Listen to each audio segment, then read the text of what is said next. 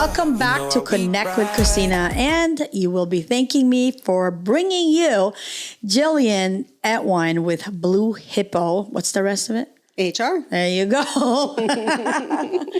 So you are very much a gift and a blessing to me and those who you have helped that like I introduced you to. But I also want to help more people because this is not your conventional HR situation. I want to peel back the layers of this company that you created, why you created it, and how you can help so many more people out there that, first of all, don't know this is an option, that you exist, because you are about to just change. You came into our lives perfectly, like we're only 4 years old. And with your help, you know, as we scale, you're protecting us. And I want the same for other people. So I guess tell us first, like what you do in the business, and I'll start asking questions. Sure. Well, thank you for that. I really appreciate that. So I kind of just happened into the company. I started working remotely about 10 years ago and realized that there was this gap in all of the clients that I was working in that didn't have any HR. I was doing all operations, not even HR yet at all. But every time I asked, is there an HR person that I can talk to about X, Y, Z, they would say, oh, that's the CFO, or oh, that's the office manager. And I'm like, wow, this seems really just non-compliant. And so with that, I started to pivot, and right during COVID, was a perfect opportunity. I got to work with a TV production company and do all their operations. And at that moment, I decided, I need to actually step up, because if I don't, somebody else will. And so I created BlueHippo to be able to be with my kids more, do all the kids stuff, but then also have time for me and build something that I want to be able to pass on to them at some point. And so do you feel like you found a loophole that you needed to fill and bridge the gap between, because I didn't even realize, even if you're like, you have one employee, right, you can help them. Right. Absolutely. And it's one employee it opens up liability. If you don't have those policies in place, you don't have that structure in place, you're opening yourself up to a lawsuit perhaps, or, just things that you might not know necessarily about state laws or federal laws and things like that. And you don't necessarily need an entire HR department. You don't even need to spend $150,000 on an HR specialist. Mm-hmm. You just need somebody that's going to come in, look at your policies, look at your handbook, take care of those sticky situations. And we also build culture. So there's a whole bunch of things that we do, not just, you can't say that. Guys, she can hire, she can fire, she can do write-ups. I'm telling you, my girl is like legit. But you can also create handbooks, right? Or do you just oversee it? Or could you do both? We do both. We can create it from scratch. We can take what you have and we can revamp it. Oftentimes when you buy a handbook from one of these larger companies that are nationwide, there's going to be FMLA language in there. My clients, 9 times out of 10, they're under 49 employees. They don't need that stuff. But yet you put it in there and then you have to abide by it. So it's like, why? Oh, wow. Why do that to yourself? Now, how often do you suggest for companies, big and small, to review and redo their handbooks? We typically say once a year. Once a year? Once a year. There you go, guys. Once a year. So if you're not doing that, you should do it. I love small businesses. You know that. That's a passion I have. And we've talked about this. If I can get catering from a local mom and pop, I will do it all day long. Mm-hmm. But because of that passion, I have a lot of people that I, want them to know you exist. Yeah. And so a lot of people are using chat. Yes. So, explain. Yes. So ChatGPT, everybody loves ChatGPT. My clients love ChatGPT. I love ChatGPT. But test it. Say, give it a question, and then write back, actually, no, that's wrong. You're right. That's wrong. So it'll be your yes man. It'll tell you whatever you want. And it's not always right. Right. And we've tested it. We've run handbooks through it, and we've run handbooks through, there's other AI tools that are specific to HR, and it's a huge difference. But at the end of the day, you need to have someone behind the handbook looking at it, because you can't trust AI. So if you have a preliminary one, mm-hmm. and you did use chat, I suggest having Gillian, BlueHippo HR, look at that. And obviously, there's just a huge gamut of things you can do. I wasn't joking. She can hire people for you. She can screen them, can fire them for you. So as a third party, do you do any do you mitigate conversations? We do. We have very difficult conversations all the time. We train managers on how to have those difficult conversations. It's like, especially middle management, that's a really tough spot to be in if you've never been in that role before. They don't know really how to manage. And then if somebody acts up or does something they're not really supposed to do, they don't know how to go to them and say, hey, you kind of screwed up.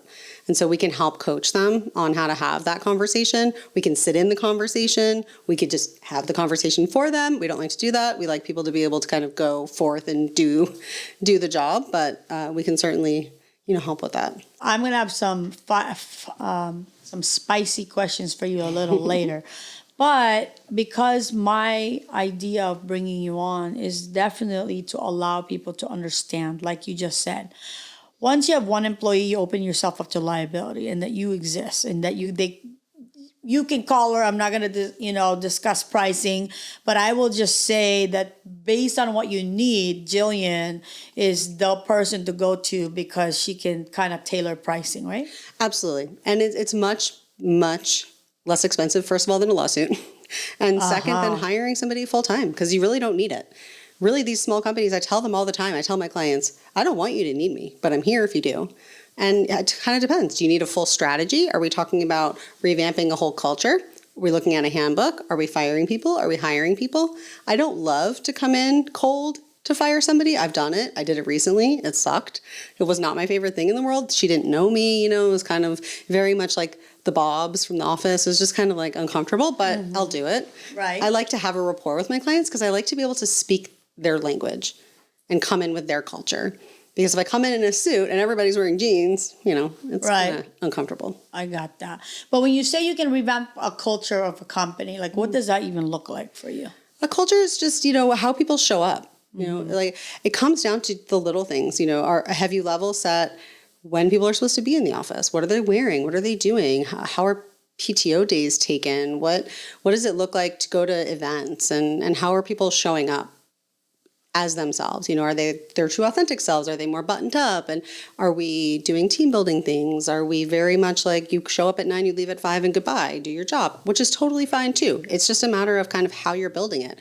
Are you friends and working? Is this just strictly working? That's huge. And you have to be careful with that. Yeah. Because if you're the boss and they're your friend, I mean, that there's a very blurred line there, and you have to be careful.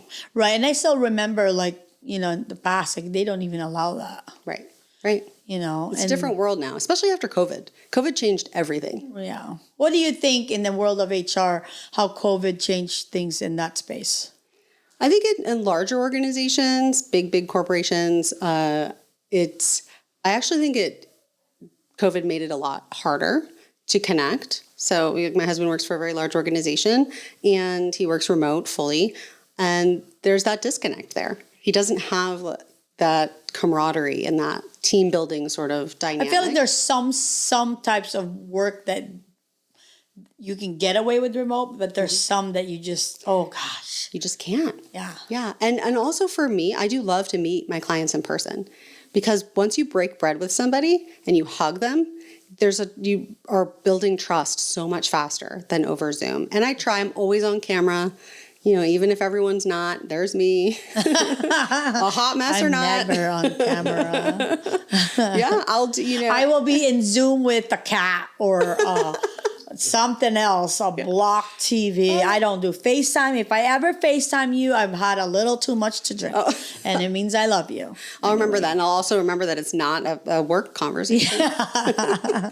But, would you agree that back in the day, if you called in sick, boy, you better know you have to sound sick. Nowadays, it's a text, so you can just say whatever. Mm-hmm. And accountability, yeah, that's crazy.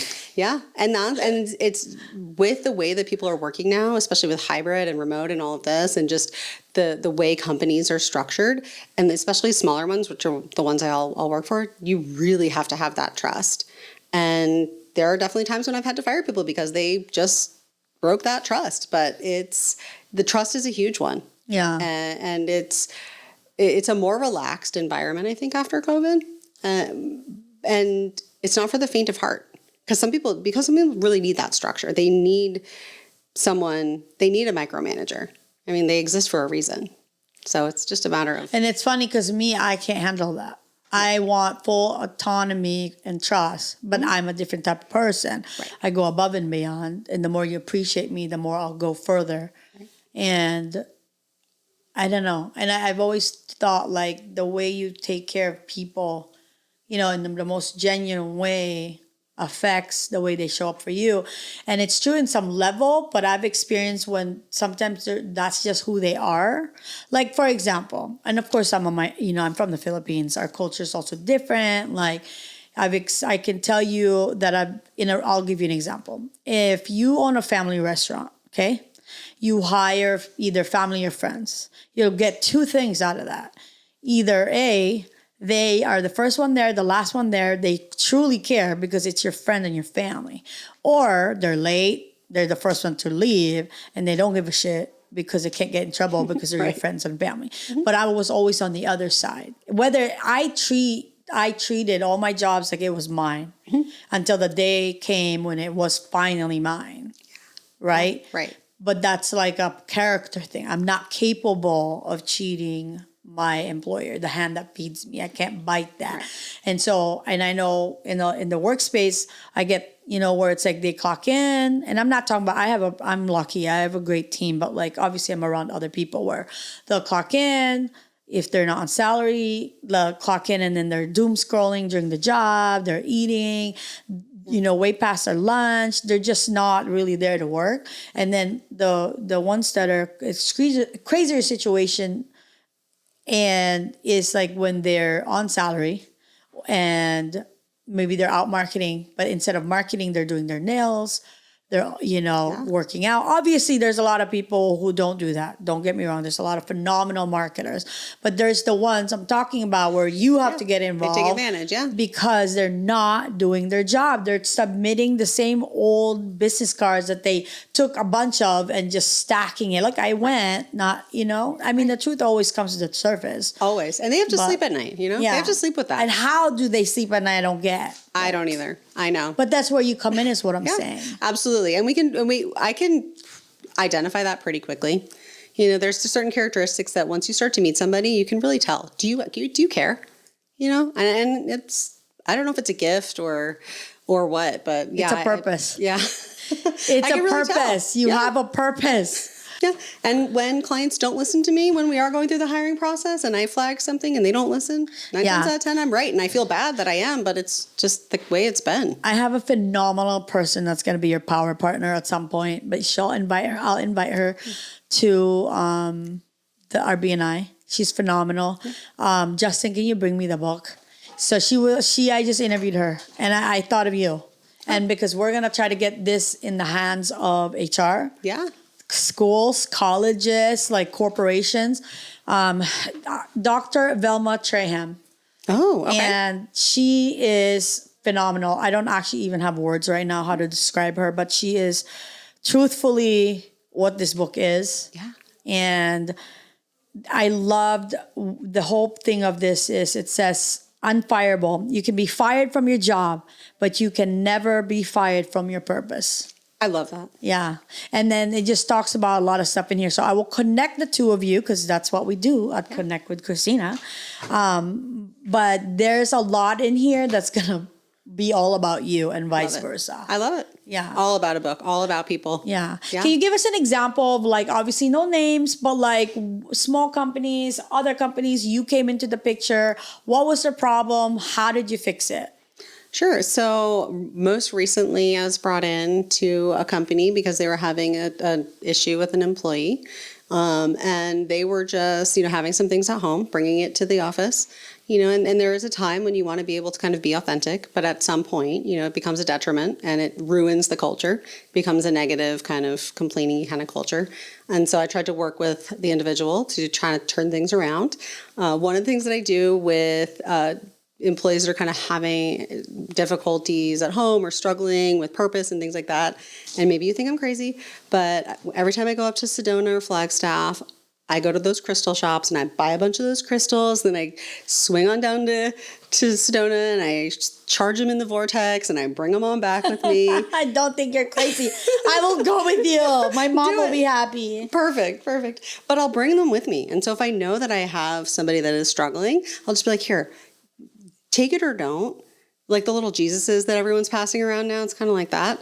And I'll just say, just this is tomorrow's another day. This is just a little symbol that you can move past whatever is going on right now and you can do it. And whether this is your first stop or your last stop in your journey in your career, that's okay. But just remember that this is just one blip in time and take from this conversation and learn from it, grow, and just show up and be better the next day. And sometimes people will reach back out and say, that little token, I keep it in my pocket or I keep it on my desk and it just reminds me that maybe I messed up or, maybe something's happening at home, but it's going to be okay. And some people probably throw them in the trash and that's fine too. Whatever. Well, yeah, I mean, like work is such a huge part of people's lives. Yeah. And sometimes they spend more time there than their own and depending on their situation, and there's sometimes a thing that I like to say is, and I say it with love, is to check it at the door. Mm-hmm. But I never fail to also like open that door and say, hey, let's have a safe conversation. How can I help you? Yeah. What can I do? But during that 8 hours, you have to check it at the door so that you can not affect the team. You can perform your job. Otherwise, I understand, like if you need to go home, I'd rather you just go home than bring that energy here. Yeah. Because at the end of the day, we're all humans. And I think when I started my company, I definitely told myself that, I'm going to remember all the good people that were the great bosses and leaders. And I don't want to repeat things that I didn't appreciate from the not so good ones. Right. And I've had the opportunity to do it. Now where the sad part comes in, and it's okay because it's still a learning process for me, is sometimes you make like... I've experienced this where I gave too much and they take and there's no boundaries on when they take. And then I'm like, wait, this isn't right anymore, Yeah. And that happens. Yeah. And we gave this girl so many chances and it didn't work out, at the end of the day. So you try. You can't, at the end of the day, we can't save everybody and you can't be saved if you really don't want to be. Right. I got taken advantage of too. A while back, I had an employee for a long time. She was like my right-hand person, trustworthy. I thought, and they're only good to you as long as they can use you. Right. That's some people. Exactly. And, she was working on a project for my father-in-law of all people and wasn't doing the job. And so I had to then, make sure that make it right, and all that. And they did. And it's awesome. And now he's great and it's super happy. But yeah, and then tried to claim stuff on me and I was like, what? Right. I did everything. I paid for... Anyway, you give so much and then you're like, wow, I got burned on that one. Right. But lessons, right? But but it's like allowing it again, that's on you.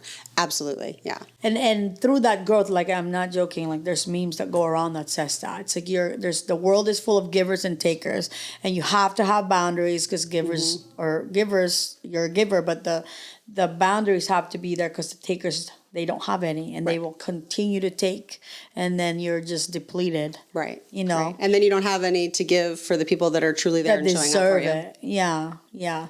But I think like that's what I'm saying. You're so important to be like, okay, cool. Like you can understand wishes like someone like me have on how I want to treat my people, but you can guide me on, hey, like this is a good idea. Not so much here, Yes. And then on top of that, all the rules and all the laws that we may not be aware of.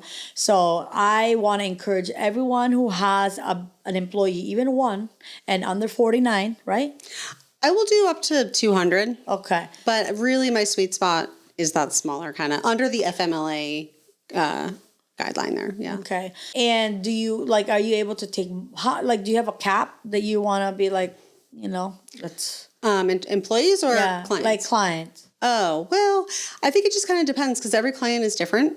And so sometimes I am actually sitting in there, like I have a client right now that I'm actually sitting in, and it's an everyday kind of thing where I'm just there and they, not physically, but on Slack and everything, Yeah. and whatever they need, I'm there. But then some are just kind of like, oh, I have a problem, or oh, it's just a handbook thing. So it really, the cap on a specific number of clients is difficult because everybody needs something different. Like for us, we want to make sure, like, you know, Tristan will sit with you. We want to do everything that's correct, but also like even on our hiring, like not manual, like a packet. Yeah. I feel like if there's anything missing, you can help, right? Absolutely. Or okay. So what do you think is like a common mistake that businesses, make on the HR space? Well, just not realizing that the CFO, COO, or the office manager Should not be. they shouldn't be doing that. They shouldn't be in there firing people. They need to know what to say. Was everything documented? They need to cross all their T's and dot all their I's, and they don't necessarily know all the laws. And ChatGPT is not going to tell you. Right. They might think you can, but yeah, it's just, and it's not like, oh, I need to come in and it's going to be thousands and thousands of dollars. It's just let's have a conversation, what's going on, and let's just fix it and make it right. And then as you need me, I can come in and work on a project or set up your hiring. We're working with AI a lot right now too. So we're trying to kind of like ethically automate certain processes and things like that too. So we're here for all of it. But how about like if a company wants to hire like 20 people, or not hire, but like, well, some of them do, but like what if someone wants to interview like 20 people in one single day, but they want you to do it? Can you do it? Yeah. We can do that. Just go through like all the resumes. That's another like layer of what you can provide. Yes. Yeah, we actually just recently built out an automation using Make and an OpenAI and Monday.com, and it helps kind of organize and rate the candidates so that we can kind of go through them a little bit better, create some like guidelines for hiring managers. And if you call me tomorrow and you need 20 interviews tomorrow, that's going to be really tight. Right. I'm not going to say that I can't, but I have to kind of figure out, okay, what does that actually look like? Just give you time. Yeah, but for sure. We're pretty flexible and we're easy to work with. So, have you had any comical stories that you can share? Hiring is always a fun one. We've had a lot of funny experiences hiring. One of the funnier ones was we were hiring for an executive assistant, and it was for a production company in LA. And we had the job rec out there, and of course there was 930 million resumes, and everybody wanted because it's just a highly sought after role.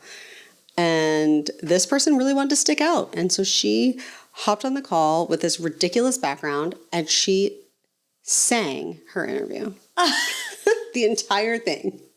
The minute she said, hello, and it was like And okay, it's okay. You don't have to sing. We're good. You can just you have a great voice, but we have to get through the questions. And did she stop? No. Oh. She also didn't get the job. Oh my gosh! But she gets A for E. A for effort. But it's spelled with an E. I'm so tired today. But wait, my spicy thing. Okay. And I know you'll know the right answer. Okay, I'll paint you the picture. Nicest. This is in the past. So the nicest maintenance guy, just the kindest person. Was on time, if not early, always helpful, just all the things except for his breath. Yeah. Was just so bad. Like from all the way where my producer Justin is, all the way over here. Yeah. And then, just because, like I told you, it's a spicy question. Then I had a female person, beautiful, kind, smart, but she smelled like down region. Bad, yeah. Mm-hmm. Like from the belly down. Mm-hmm. Yeah. What's the right way to approach without being disrespectful, with like following the rules, the law? How do you address that? So obviously very confidential. You just you try to take them in a moment when it's not a big disruption No one's to the group, it's just kind of guys, okay? Right, and you just kind of say, hey, so I've noticed, and I might not even say it, kind of depending, like if I were in the office and I could have actually experienced it versus somebody telling me. But let's say you did. Yeah, I would just say, I just want to let you know, like I've noticed over the last like week or so that. No, we were getting complaints. Yeah. Well, then, I mean, you have to have the conversation in a space that's very safe, confidential, and just say, I just want to let you know that we've had some complaints about an odor, and we just want to flag it. Is there something going on? Or is there something wrong? And you kind of just open up the conversation, so you're not blaming them for necessarily like having bad breath or having a bad odor, but you're just sort of inquiring about maybe that there's like a medical condition or something like that. And you just kind of say, how can we help? People are noticing, what can I do to help you? Like maybe there's a rotten tooth, or maybe there's an infection down there, things like that. And so you can have that conversation and just say like, can I help you? And so to try to make them feel like people aren't going, ew, stinky. Here comes like never, yeah. Yeah, just to recap, safe space, very confidential, no one's there. Ask from a place of kindness of, is there something wrong? So you're not blaming. Coming from curiosity, just like, hey, I noticed that there's this smell. But then, like, how do you think they'd react, and what happens if they react a certain way? Like, so you document everything. It's not recorded. You just document. Right. Yeah, no, and you have to be careful with the recording too. That's a whole other thing. I had a client that's that was just recording new time recently. now, because everything's recorded. Everything is recorded. Yeah. Models now are recorded, right? And that's for their safety. Because when I was a property manager, I've had some scary stuff. Yeah. I mean, that's like life. I mean, it's always a two-way street. People are always thinking about the Uber and the Lyft drivers, or the passengers, and I'm always thinking, well, how about the drivers too? Right. So anyway, anybody can say anything at any time. Right. You just and never so know. you're saying in that regard, just document. Yeah, just you would document it. Yeah, and especially with HR and confidential conversations like that, you have to be really careful with recording, and you have to let them know that you're recording. Right. But in that instance, I mean, if it's not HR and it's just the manager, and it's just having that kind of coming from curiosity, just no blame, kind of kind conversation, like, hey, is something going on? I'm noticing. Yeah.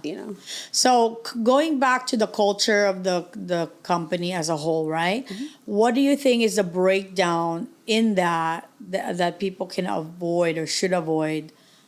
So you can have like a place where people don't, they look forward to coming to work, and, you don't have to worry about them being poached, because to me, that's one thing where it's like, in my head, if you take care of your people, the good ones will stay. You don't have to be worried about it because they're happy where they're at. Yeah. So I always go back to structure, and, people think, oh, but I don't want structure because that's not the culture that I want. But people genuinely do crave some of that structure because they need it. They want to know, am I going to have a review? Do I have a contract? What are the policies? What can I do? Because if they're constantly guessing at like a mileage policy or, drive they just time, don't know. They don't know. And then they're a little bit anxious because they're worried that they're going to mess up, but they're also given too much flexibility to make the decision. And so then they freeze, or they want to know, like, am I going to get a review? What do I have to do? And it's not like you're micromanaging. It's just that you're putting some structure in place so that they know they're going to have those conversations. They're going to have that space to say, look at all the great things I did. I went above and beyond for Christina, and look at the party that I threw, or look at the thing that I did, or I went this extra mile and I drove all the way to Goodyear to deliver a basket for somebody, and they might not shout it from the rooftops depending on who the person is, but they're going to want to be recognized at some point. And so knowing that there's a little bit of structure in place for like review cycles or policies, or just kind of in general, kind of that, what's expected. And also, like, and obviously these are all general questions for everyone else. Is it still like we have a 90-day review? Yeah. But other than that, it's like a yearly review. But we always want to try to talk to them, like, and if they want to talk to Tristan, I'm using me now as an example, and then they can also talk to me, open door policy.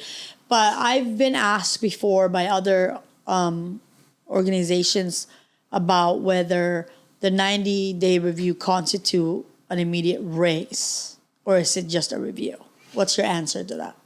No, so that when I think of the 90-day review, the 90 days are like, I succeeded or I failed. It gives you enough time to kind of say, like, is this person a good fit for the role? Are they doing a good job?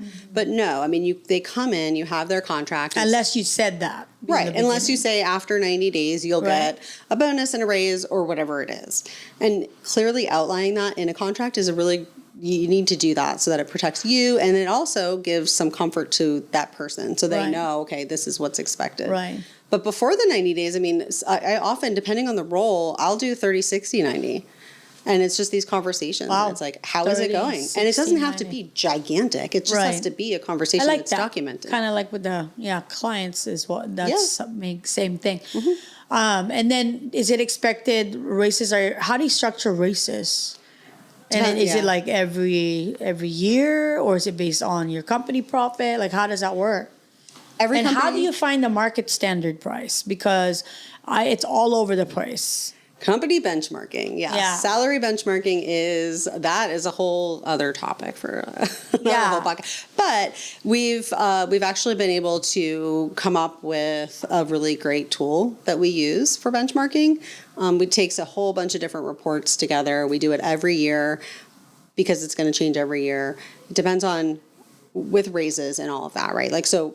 Back to your review. So with the reviews, 30, 60, 90 when they first start, usually we'll do, then after that, it's like 6 months and a year. 6 months, mid-year is casual. It's just like, how are you doing? How are you feeling? Blah, blah, blah. The year end, and it depends on your compensation philosophy, which a lot of companies don't have. I've had to write a lot of them for a lot of my different clients because they just don't have them. And it's like, are we doing COLAs, like the cost of living adjustments? Are we doing raises every year? Are they based on company performance? Or are they based on your individual performance? So how you do that is huge. And part of the structure that people crave is that. And so it's a big deal. And then the benchmarking is a whole thing we do every year.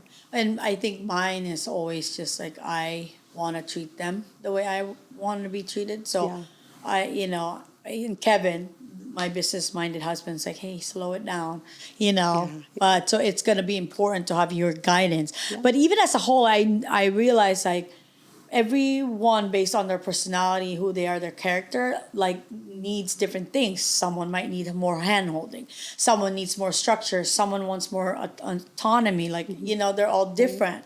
Someone even, like you said, some people love micromanagement. Right. I don't. Like, if you don't trust me, I'm out. But then there's the other side of, I also like structure. Right. But and I think some of that led me to having my own company. And I think, like she said, everyone has a purpose. Today she talked about entrepreneurs and intrapreneurs. Like we all have a purpose, and you are in the middle of that, both of those things, because you can help both sides. Right. Clearly. So now you guys see why you need Gillian. You need BlueHippo. So please tell everyone how to get a hold of you, what's the best way to reach out to you, and then my last burning questions will follow, and you are off the hook. All right. So we are at BlueHippoHR.com, and all of our information is there. You can call me. My phone number is on there. You can email Gillian at BlueHippoHR.com or hello at BlueHippoHR.com. I'm also on LinkedIn, Instagram, and a little bit on Facebook, not too much. Yeah, I'm telling you, if you guys have any type of issues, whether you want her to interview people, do write-ups, fire, all the things, or just, look at your handbook, redirect your office, this is your girl, my girl that I'm sharing with you. Well, thank you. So you're all welcome. But now you just can't come here without me asking these two questions, I feel like. It's so I want you to leave a message for anyone who impacted your life and thank them right now. That's the only time you look at the camera. They're there. They exist right now. First, I'm going to thank my husband for believing in me, because if he didn't have a full-time salary job, I never would have been able to take a step back and grow the business like it is today. So, number one, He's my number one fan, and he's my biggest supporter. So I'm so grateful. And I also want to thank my 7th grade guidance counselor, and not in the way that you're going to think. Okay. She told my parents that I would never graduate high school, let alone go to college. And that has stuck with me since 9th grade. Proved you wrong. But it's still good. It's still good because you proved her wrong. I did. But I love when you're like, it's not in the way you think, but yeah. That was the choice you made. You made sure to prove her wrong. I was going to prove her wrong. Yeah. Every day. And if I don't feel like doing something, I'm like, oh. Yeah. Cynthia, this is for you. I'm doing it. And how about your babies? Because this video is forever. Oh, and they might watch this, 5 years from now. What would you like to tell your kids? So I am raising the 2 strongest girls ever. They're so wonderful, Reagan and Tatum, and I couldn't do it without them. I do it for them. I hope to pass it on to them. If they ever want to get into HR, it is there for them, and I'm so proud of them, and there is nothing that they can't do. There you go. The next time we are going to just follow you around and watch you hire and fire people. But honestly, thank you for making time. I know you're busy hiring and firing people. But I've been waiting for you to come so that my friends can get access to you. And I can't wait to continue to connect you with people I care about so you can help them. So thank you. Well, thank you, and I appreciate you. Yeah. Until next time. Bye.